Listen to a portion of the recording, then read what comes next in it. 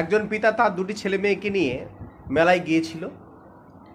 মেলাতে যাওয়ার সময় সেই পিতা একটা অদ্ভুতভাবে জিনিস লক্ষ্য করলো যে একটা বড় হাতি, বিশাল দেহি হাতি একটা ছোট শিকলের সাহায্যে বাঁধা রয়েছে। তখন মাহুতকে জিজ্ঞাসা করা হলো যে মাহুত, এই হাতিটা তো ইচ্ছা করলেই, একটু চেষ্টা করলেই তো ছিঁড়ে বেরিয়ে যেতে পারে, তো এরকমটা কেন বাধা রয়েছে?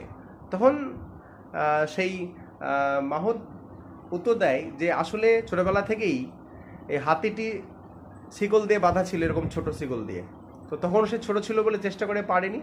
এখন হাতিটির মনে হয়েছে যে এখনও সে চেষ্টা করে পারবে না। তাই আমাদের বাস্তব জীবনেও আমরা এমন পরিস্থিতির সম্মুখীন হই, আমাদের মনে হয় যে আমরা চেষ্টা করলে পারবো না। আসলে আমরা যদি চেষ্টা করি তাহলে কিন্তু আমরা পারতে পারি। তো গল্পটা কেমন লাগলো কমেন্টে জানাবে।